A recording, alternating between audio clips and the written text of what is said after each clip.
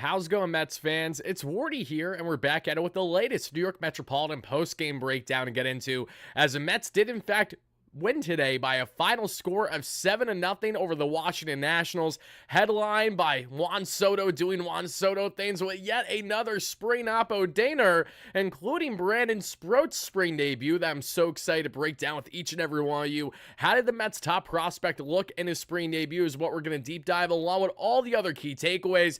Pete Alonso continues to go oppo, which I love to see. Francisco Lindor finally had a little bit of a hit parade today. Mark Vientos, Jose Azcar, Jet Williams, and so many others got involved on the offensive front.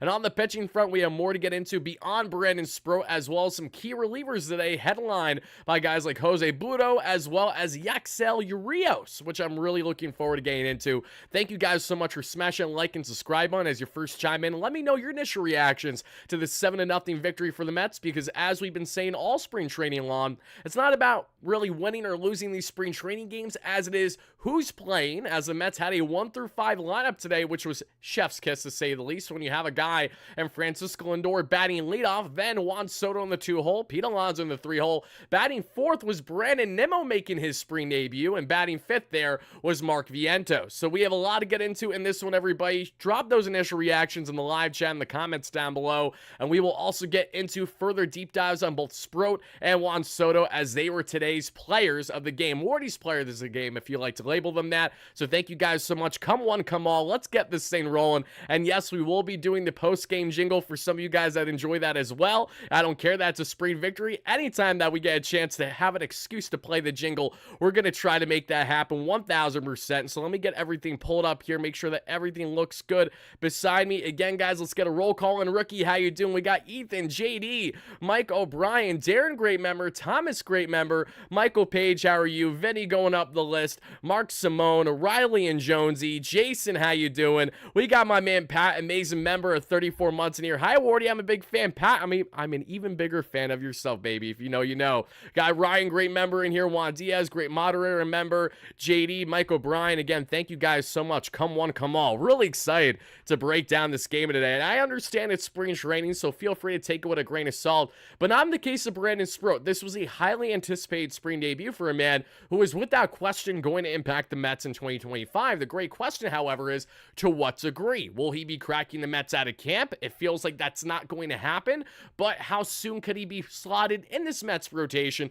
Could we have it happen in the first half? Well, when it comes to makeup, when it comes to pure stuff, Brandon Sproat has literally every single thing that you could possibly be looking for. Ricardo, a great member of 6 months. How you doing, my man? Happy to have you in here. Thank you guys so much. Really does mean a lot. But let's get up here with the official WardyNYM jingle, and then we will go from there. I'm just trying to find it in my long list of things to look at the moment. All right, folks, let's let it rip. Mets win 7-0. In case you're wondering what we're going to do here after every big win in our post-game coverage, in which we will cover every single game for you guys this year in a live show or a pre-recorded fashion, depending on if it's not a great outcome of the game, then we'll lump it in with our Big Mets updates videos that we do on the daily basis. But folks, we're going to now do our jingle, which we post after every single win, spring training, regular season, and postseason long here on the WardyNYM platform.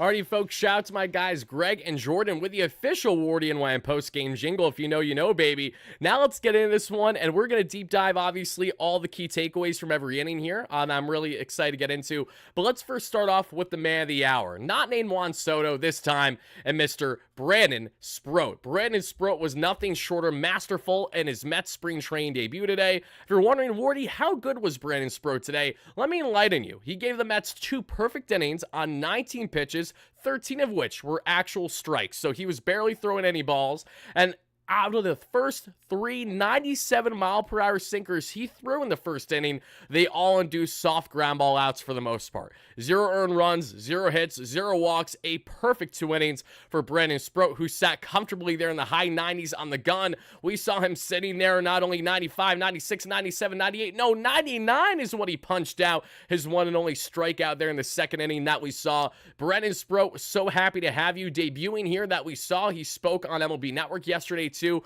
which was really cool. As many of you guys saw, MLB Network did their 30 and 30 tour, and they hit Mets camp yesterday, as Foul Territory separately hit Mets camp today. I will be sharing some clips from that either later on today's show or in a separate video, so be on the lookout for that. But Brandon Sproat was absolutely lights out. He was truly dynamite for the Mets, and now the big question for him lies after seeing this great early performance. Obviously, we would like to see more, but it's not like he did this against any slouch of an offense, right? Yeah, James Wood, that big piece, a part of the many pieces in the Juan Soto trade with the Nationals a couple years ago. He was leading off and thankfully got that ground ball out thanks to Brandon Sproat there. Ahmad Rosario did have a 110 exit velo, but that's okay because it still did not lead to a hit. Rosario, who is now batting the 2-hole and at second base for the Nationals that we saw today. And then you had some other key players in there like Keibert Ruiz, Juan Yepez, Robert Hassel III. For those that don't know Hassel, he was a part of the Juan Soto trade a couple years ago as well. So they had some starters, some not so much starters that are on the outside looking in for the Nationals lineup.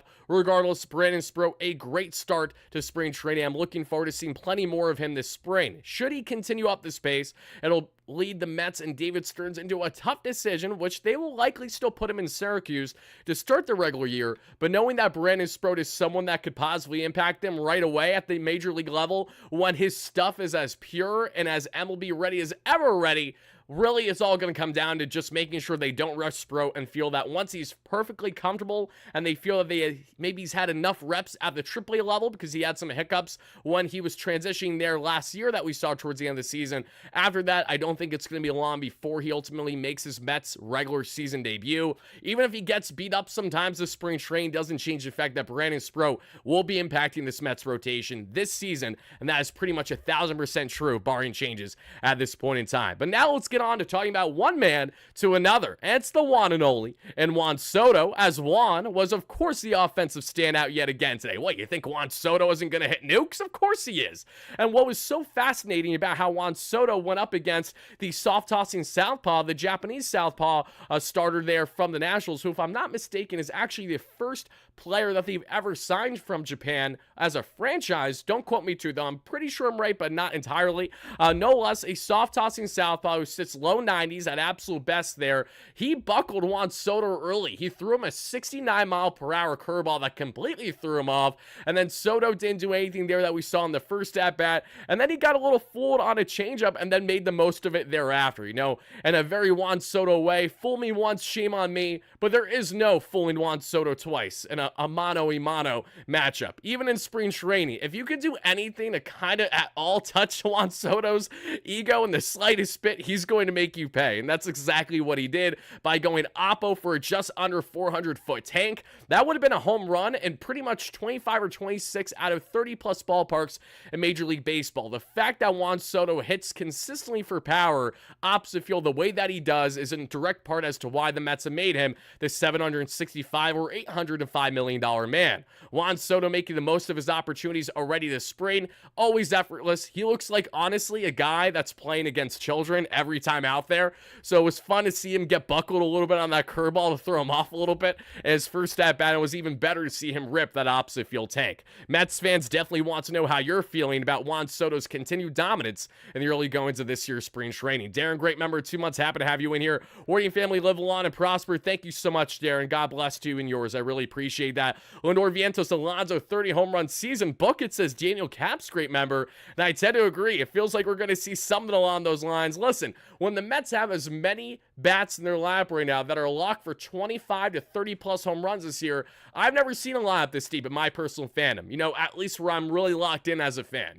My locking in as a fan really began over the past 10 to 15 years especially, so I didn't get to appreciate as much of that 2016, for example, one, because I was 6, and 2, I just wasn't as locked in on baseball at the time. Now, as we fast forward over the years, as we get into the 2010s, the 2015 and 2016 runs, then ultimately ultimately what we saw over the past couple years under Cohen, nothing even touches the true potential that comes with this Mets line beginning here in 2025. Juan Soto, the one and only, happy to have you in Queens. And yes, that's an understatement. Now, folks, let's get into a bit more on the key takeaways in this game, folks. And let's start from the top right away, because in the first, Brandon Sproat had himself a clean 1-2-3 inning that we saw, which included those 3 ground ball outs that we alluded to, all on 97-mile-per-hour sinkers. Love to see that. Lindor led off with a single. If I'm not mistaken, that's his first hit this spring. Alonso reached on an error that we saw thereafter. Nimmo gets on with a walk because, of course, Brandon Nimmo's bolting down to first base and thanking God himself, obviously, for making it happen. If that isn't happening, then is Brandon Nimmo really playing? Seriously. Very fitting that a walk is his first at-bat back this spring training that we see. And then we see right after Vientos strikes out on what was an off-speed changeup. I think it was a changeup up and away. He just bit on it when he knew he shouldn't have. Torrens, though, first pitch swinging, sitting on that soft tossing southpaw, and he makes him pay with an opposite field 2-run single. The Mets took an early 2-0 lead that we saw here in the first inning. Then as we got to the second, Brandon Sproat things again, this time with a 1-2-3, including that 99-mile-per-hour painted fastball to end the inning. Jared Young, who is a utility fit for the Mets, more so a backup first base option than anything else for Alonso. He had a quality at bat today there that we saw against the southpaw for the Nationals, and he got on base with a leadoff single. Acuna would get on with a fielder's choice, and then Juan Soto makes him pay with the 2 runs Hader Oppo, and the Mets are quickly up by 4 here through 2. In the third, we see Justin Hageman come in to replace Mr. Brandon Sproat. Hageman, for those that are unaware, is being stretched out as a starter for the first time in his professional career, this time by the New York Mets. Hageman was acquired by the Mets this past offseason and can be utilized as more of that swingman type, more in that Max Kranick type role, in which he was absolutely fantastic for the Mets yesterday. Shout out to you, Max. I reached out to him after his game yesterday. He reached out back. So once I'm hitting Port St. Lucie, everybody, which I've been wanting to tell you all because it's taken a lot longer to get set up this year than I would have liked. But folks, great news. Your boy Wardy will be touching down in Port St. Lucie this year, and it looks like it's going to be beginning right around March 8th or so. So be on the lookout, folks. March 8th for at least 4 to 6 days. I'll be touching down in Port St. Lucie area, attending some games, covering some things. We might be getting some live events going, either at some local bars. I'm going to actually contact and see if maybe I can make something happen with Duffy's one of the nights I'm there. I'll be there with fellow MLB creators that you guys know plenty that I've been going to spring training with over the past couple years, including guys like Mike from Stark Raven Sports, Jim from Ballcap Sports, and our guy Robbie Hyde as well will be hanging out with us for at least a day. So really looking forward to that, but I just cannot wait to get to Port St. Lucie, especially with the boys locked and loaded and ready to go here. And speaking of locked and loaded, that was the Mets offense, because after Justin Hageman gave up a couple hits in which no runs scored, thankfully, in the third, Vientos in the same inning, a half inning later, rips an opposite field single. Luis Torrens rips his second hit of the day, and then Tyrone Taylor with an RBI single increases the Mets lead, this time 5-0. As we then get to the fourth, Hageman does the unthinkable, and he escapes a 2-hit jam yet again. He gets out of that jam unscathed, and then Lindor rips his second hit of the day, this time up the middle there in the bottom of the fourth. Alonso goes oppo, and he pokes another double. Guys, I'm obsessed with a start to spring training that Pete Alonso has had. I don't care that spring training. This fits my narrative, so that's what I'm going to talk about, right? All jokes aside, what has been Pete Alonso's biggest problem with his offensive approach outside of obviously chasing when he's really uncomfortable? It's going the opposite way. Alonso at his best that we saw in parts of 2019 and certainly in 2022 was his ability to go and hit where they ain't. Alonso has done that, 3 or 4 times already for doubles so far this spring, and that isn't a great sign. I don't know what is. Alonso's spreading the field more than I think I've ever seen him to begin a spring training, and should this continue into the regular season, this might just be the best overall Pete Alonso regular season that we've ever witnessed. Really wouldn't be shocking when you think of the guys in Juan Soto batting ahead of him moving up in the order from usually batting that prototypical 4 spot to now the 3 spot, where he's guaranteed an at-bat every single first inning of the regular season. Should many not deviate from the 1 through 3 at minimum, that's going to get the best out of Alonso. What a great start to spring training himself has had. And thanks to Alonso that we saw there with that oppo double, Jose Asgar drives a run in right after, thankfully with an RBI single. That gives the Mets a 6-0 lead. Jose, who ripped a home run for the Mets a couple days ago, continues his red-hot spring as well. He is a depth outfield option for the Mets, originally a San Diego Padre that the Mets acquired over this past year or so.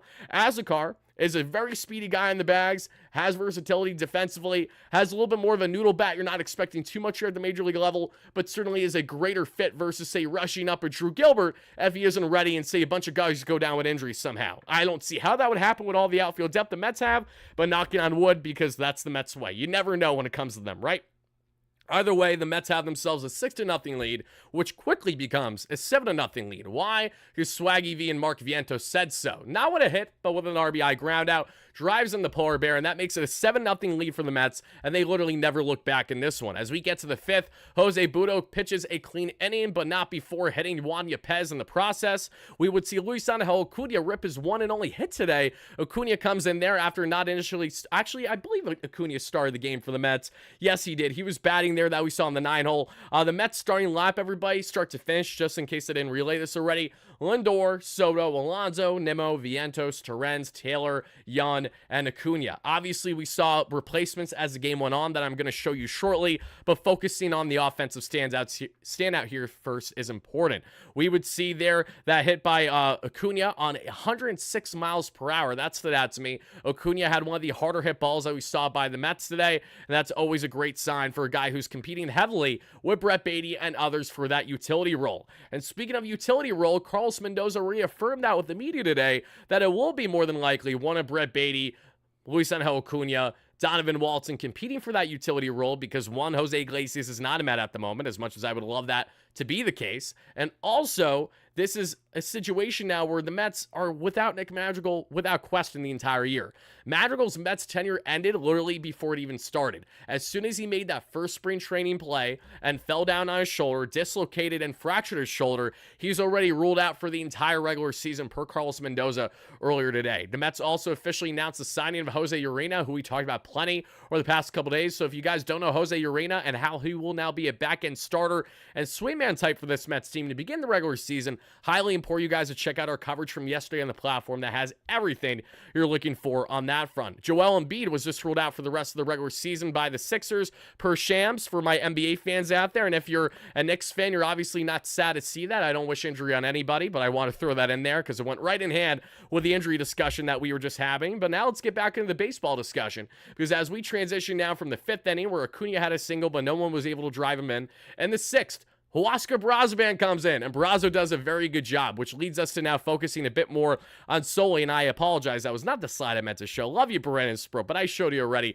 Let's get on the pitching numbers here, everybody. As you see beside me there, Brazoban was clean. He looked good, and the velocity was even better. I'm actually going to take a look quick at what Brazoban did today exactly from his breakdown. Brazo did a very good job today for the Mets. Had the changeup sitting right around 88 to 90 miles per hour. The sinker topped out at 97 and sat 96, and the four-seam topped out on 96 because he only threw it one time. So Huascar Brazoban with a clean inning of work there for the Mets. Keep an eye on him because he's absolutely going to be a key piece in this Mets bullpen this year. I know a lot of fans wrote him off last year after being underwhelming once he was acquired by the Marlins around the trade deadline, but Brazoban's stuff is disgusting. A lot of the expected numbers really do favor him. He's a guy that I think is going to blossom greatly and actually be one of the Mets' best relievers this season. I'm going to go out of my way and say that. I think he has all the makings to be exactly what the Mets would like in either a high or low leverage situation. Brazo could not handle the high leverage last year, but I think now a normal spring training and camp with this team and their pitching lab and having the comfortability of not being rushed into basically a playoff run with the Mets halfway through the season, I think is going to bode well for Huascar, who only played with one other team in his career, that being the Marlins, up until now being with the Mets this past year now. So Brazoban looking good there that we saw. As we also saw in the half inning later, Jet Williams, legs out that you probably have seen the highlights I've been showing, an infield single. Jet the Met not only had himself an infield single, but he also got on with a walk today. So taking advantage of the opportunities given to him is Mets' top infield prospect in Jet Williams. As we get to the seventh, this is where we have Yaxel Rios, and I'm excited to break down this guy. The Mets acquired him two off seasons ago, the first off season under David Stearns. I'm not sure if you guys remember him, because I remember like it was yesterday when the Mets first got Rios. I was like, this guy didn't impact us at all this past year, but I know that he throws absolute gas, and he does. How much gas, you might wonder? Let's try 100. Touched 100 on the gun today. Sat with the four-seam fastball, 97 to 99. The cutter was nasty, 86 to 89, basically 90. And the sink piece again, averaging 97. At its worst was 92, and at its best was 100 miles per hour. Mets have another weapon to consider that will be on the outside looking in and begin the regular season. But these are the kind of guys that you like to have stashed to begin the year in AAA as well. Should injuries inevitably happen, inconsistencies, you're going to be looking for certain guys to turn to, and he's going to find himself in that category. So Rios, keep an eye on him as we continue on throughout spring training. He's looked good. Beyond that, there aren't really too many other takeaways. We saw Alex Ramirez, former top outfield prospect for the Mets, now really on the outside looking in as a top prospect. He ripped a single, and that's about that. As we look at the hitting numbers, this is how the Mets game ended, not how it started. Bear that in mind, because this is automated for every post-game show we do. I wish that would be the numbers of the best player in each position versus just how the game ended, but that's okay. As you guys can see, the Mets game concluded with the following, but between themselves and the Nationals, they out-hit TC 13-5, and expected batting average of 256 to 184 of the opposing club there. We saw Wyatt Young come in. For those that don't know Wyatt Young, he was a tremendous on-base and contact king for the Mets minor leagues last year, especially at Double-A that we saw. He made some great strides for Wyatt Young and actually pushed Alex Ramirez out of that spot that we saw with the Rumble Ponies, if I'm not mistaken, because he was initially getting some starting reps there in leadoff for a while. Then as the year went on, Wyatt Young kind of just overtook that spot from him, and he had a really, really good blossoming this past year. Wyatt Young will be one of many infield prospects we follow along throughout the course of the season. Jet Williams obviously 1-for-1 with the walk that we saw. Ryan Clifford did not get a hit today, but he did hit a absolute tank yesterday, so that makes up for it. Jose Alzcar that we just broke down. Luke Ritter went 0-for-2. Veteran second base option that'll not be hitting the bigs this year again, as he's pushing 30 already almost.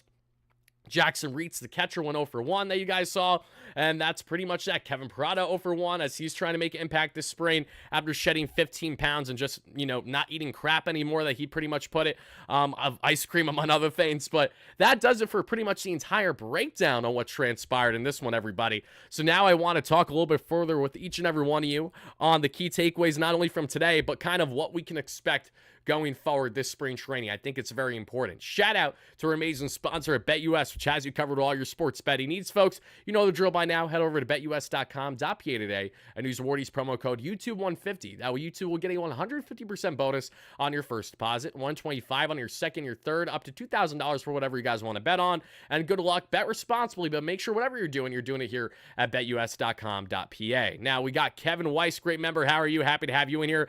What was wrong about with Nimmo? It's the plantar fasciitis, and it's actually interesting that you bring that up, AJ, because I had full intention of mentioning the following. So, as you guys may have saw on the SNY broadcast today, that was Steve Gelbs and Ron Darling, because Gary was not with the team for today's broadcast, at least. We saw them emphasizing guys like Starling Marte and others having a bit of a wristband around their arm, and the meaning behind that going in hand with maybe their status of health, among other things. And as Gelbs put it, he noted that based on the band he had around his arm, that Brandon Nimmo was still running at 92%. So I'm not entirely sure if that's true, but if so, it's interesting. Nimmo obviously is fully expected to be ramped up to 100% for the regular season. Today was a great step in the right direction for him. He did have a ground out today that was well over 100 miles per hour. I think it was, 106 or to 110 in that area. It was solid. So he's hitting the ball well, at least when looking at the velocity and also the base running ability. Nimmo went first to third after getting that lead, that walk in the first inning or so without a problem. So Nimmo was happy, all smiles today, and I'm very happy to see that for him. If you guys didn't see, he had a clip they did with Mets on their socials yesterday, and I can relate as a dad now, especially. He got like a goodie bag, and one of them was like a Bluey themed bubble maker, as well as like a Bluey like Hawaiian style type shirt, which I just thought was hilarious. So it's like, Brandon, I love you enough, but now you're relating to me on a level that I certainly understand as someone who kickstarts his morning either having Elmo or Bluey running, among other things. So, Brandon Nimmo, we love you. We're happy to have you finally playing baseball for the Mets this spring, and looking forward to seeing him continue to get ramped up. Brandon Sproat did speak to the media that we saw today and was just happy to be out there. I actually do have some clips I may be able to show you guys briefly, so give me 1 second to see if I can do exactly that. And if not, no worries whatsoever. Also, though, Yaxel Rios, as I mentioned, he just looked nails. I'm looking at more of his numbers right now. Oh my goodness gracious. What a day for him, seriously. It's so fun in spring training when you watch relievers, because it's like, there's a quarter of the guys that you get excited about that don't impact the team at all throughout the regular season. And one guy that stands out a lot to me is the GOAT, Nate Lavender. Remember Nate Lavender, everybody? That was just looking awesome, like Nestor Cortez-esque, with playing with, his mechanics on his release point and also his front leg on holding it up or not, kind of swaying it back and forth a bit. And then he, of course, had to go down with reconstructive Tommy John surgery right when he was looking fantastic. He's a guy that, stood out a lot last spring. This spring, though, Rios has now found himself in that conversation. I'm curious to see what others will find themselves, because when we look at the abundance of pitchers the Mets have, there's a couple that stand out to me that I'm looking forward to seeing more of that maybe we haven't too much yet. I know it's going to be a while, but Daniel Nunez is that other one, right? He's not going to be in game action anytime soon, per Carlos Mendoza, they said over the past 48 to 72 hours with the media. But we do know that Nunez has progressed positively this spring, has already been touching 96 plus on the gun with the heater. So Nunez is one of many relievers I'm looking forward to seeing make their debut this spring when it does happen. And on the hitting front, obviously it's guys like Ronnie Mauricio, among others. Wardy, I'll be down at Port St. Lucie for the game on March 9th. Oh, that's awesome, Chris.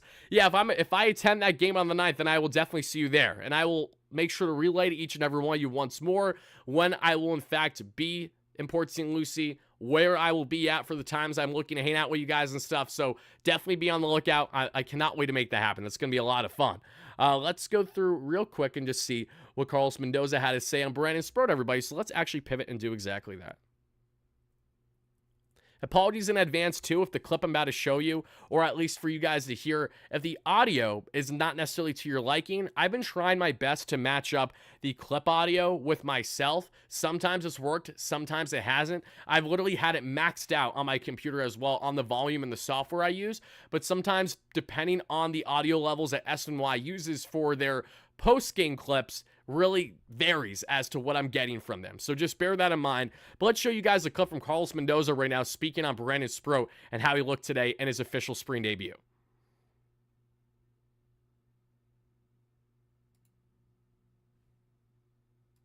It was really good. Velo, right out of the gate, first pitch, I think it was 98. The sinker, the two-seam, is a pitch that he's working on, and I thought it was really good. He got ground balls with that. Changeup was as advertised. Yeah, I mean, pretty electric there for a couple of innings. First time pitching in big league camp, so it was a good outing for him. Good for.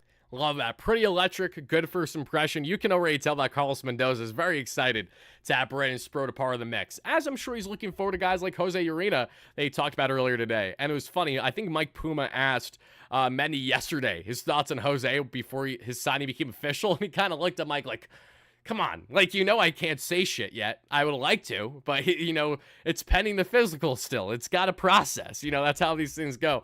But that was cracking me up yesterday because Puma especially, I've noticed many people in the media, and shout out to Mike, again, as someone who's been a New York Post contributor this year with New York Post Sports. I love all my people over there, but Mike cracks me up in the sense that he always has a tendency to ask not necessarily always an out-of-pocket question. And in case you're wondering what I mean by that, is just a question that really isn't valid that you should be asking in the moment, or maybe it isn't relevant. Urena's relevant, but Mike's been in the game for decades. He knows exactly when to ask, when not to ask. So I just found that a little funny. But let's see further comments from Carlos Mendoza today when talking about the Mets live, because this is a commonality that I think we're going to see for a good chunk of the regular season. You see, how'd you like that top 5 in that order? Yeah, I like it. Obviously, you see what they can do in so many different ways. Getting on base, taking advantage of some of the mistakes. They didn't make a play on a routine ground ball, and before you know it, we got the bases loaded, and there's one good at bat after another one. So is a deep lineup, and when you see it play out like that, is a good feeling. Again, he's still early, but good day overall. It is a very deep lineup, Mendy. So much so that I can't even really fathom just what the peak of this Mets offense will be this year. And that's a great question that I have for each and every one of you guys. Let's hear it in the chat, and to all of our replay viewers, to the thousands of you guys down below, please let me know, what do you think is the peak potential of what we're going to see from this Mets lineup? Is the peak of the potential being the best offense in Major League Baseball this year? Is the peak being breaking franchise records for most home runs in a season? Is the peak this or that? Like, I would really love to hear from you guys how far you think this Mets team will get by the offensive output alone. We know pitching will vary. We know it can be Jekyll and Hyde, and we know what the injuries of guys like Montas and Manaea. There are question marks as we get in the regular season on the rotation front. All the more reason why we will not be just leaning on the offense, but kind of expecting to lean and bank on this offense. You know, it's crazy to think that this is the same Mets team that in the first year of Steve Cohen, we were gassing up the signings of like Albert Almora Jr., you know, a year later or so, or maybe it was that same year, right? Kevin Pillar, you know, Tomasino being back, you know, Mazika, the bench mob. It's insane when I think of guys that we used to get excited about to kind of being like more of our offensive pickups in the offseason outside of, you know, the bigger splashes in Marte, Canna, Escobar, and still in hindsight are night and day from the big splashes that the Mets have made over the past couple years offensively. But it's really just fascinating to see how much has changed in such a short period of time and how much our expectations have changed. Like the fact that I would get over 10,000 views on the Albert Almora live stream. One, why am I live streaming for an Albert Almora Jr. signing? And two, why am I live streaming 2+ hours on it? Well, that just shows you how much the game has changed under Steve Cohen in such a short period of time. It's bananas. It really is, guys. But Kevin Weiss says, great member of the chat, we will be one of the top 3 offenses in all Major League Baseball, National League, and American League. I love the sound of that. No Name in the chat says, which new outfielders have a serious shot at making the Mets team? I would say serious shot, honestly. I don't think there's anyone that has a serious shot. But if there's one that stands out, it's the one that the Mets traded for most recently that I'm actually blanking on right now, and Alexander Canario from the Chicago Cubs. I mean, you don't trade for Canario, who doesn't have minor league options, unless you want to give him an extensive spring look. He has yet to debut for the Mets this spring, so expect that very soon for them. But he's a guy that I can see standing out, especially because he has a lot of upside, a lot of raw power, and when he's been in the major leagues over the past couple years, he's looked great. There's literally been nothing wrong about him when he's been hitting the bigs. It just hasn't been overly big sample sizes, which is why Canario hasn't really been a mainstay yet for a Cubs team that does have a deep outfield. And like some of their prospects, including, you know, the guys who have blossomed in recent years defensively, still looking for the offense, and a guy like Pete Armstrong, for example, if you know, you know, among others. But I would say Canario is a guy that stands out to me. Jose Asgar's had an awesome spring, but I don't see him cracking this roster at all. He doesn't have the consistent power that Canario certainly has that he can exemplify. And Jose is more of that kind of, Jose is in between of, he's definitely better than a Terrence Gore, or he's an elite, you know, speed demon on the bags, but he actually has a little bit more than a zero bat in the case of Terrence. But he isn't at the level where I could sit here comfortably and tell you he's going to crack the roster, because he's not. It's going to really be indicative of a guy like Starling Marte that we've talked about a lot. When Marte's nagging knee story is continuing and the Mets wanting to try to dump him somewhere, they really want to make that happen, and bringing in Canario further reaffirms that exact belief. So, guys and gals, that's pretty much what I got for you in today's breakdown. I would like to thank you guys all so much for smashing a like and subscribe on your way in and on your way out. Help us get a 300+ likes by the end of the live show. By any time you guys are watching this, it really does mean a lot. But this is going to conclude our post-game show today, everybody. Be on the lookout, as I will be live in the Bleacher Report app today at 5 p.m. Eastern. That's in part why we're cutting this short, as I got a BR video to work on. We're going to break down more on the latest MLB hotline topics. I'm thinking we're going to go over some early spring training standouts, not just for the Mets, but across Major League Baseball. I'm going to bring 5-10 players together and break them down and talk about why I like them. And then I may also have a Big Mets updates video for you guys today as well, so be on the lookout for that. If not, no worries. We will have content out as soon as tomorrow, if not the following day. But when it comes to the Mets, spring training, regular season, postseason, there is nowhere else to be than here on the WardyNYM platform. So thank you guys so much for making me be a part of your day, night, evening, whenever you're watching this. Also, thank you again for 32,000 subscribers. It does mean a lot. I will be giving away not a Juan Soto jersey, but it could be a Soto jersey of any player currently on the roster. So it could be Soto, Vientos, it could be Justin Hageman. I don't care who it is. Whoever you guys want, to one lucky subscriber when we do our live show later next week. So I'd imagine, I initially said Monday, Tuesday, or Wednesday, but I'm I'm thinking in the latter half, maybe Wednesday, Thursday, or Friday of next week, one of those days when we do a live show, I'll let you guys know at least a day or two in advance when it'll be happening. That'll be giving away that jersey to one of you lucky winners. So all you guys got to do is subscribe and make sure you're chiming into the live content, and it's that easy to get in on a free jersey of whatever player you want on the roster. Thank you guys again, and as always, no matter what, let's go Mets, baby. Peace out, folks. Have a great one. And Jonathan, Chalk, Sharon, I love you guys. I'm sorry. I know you just got in here. I apologize. Don't worry. We're going to have a lot more live shows and a lot more videos for you guys.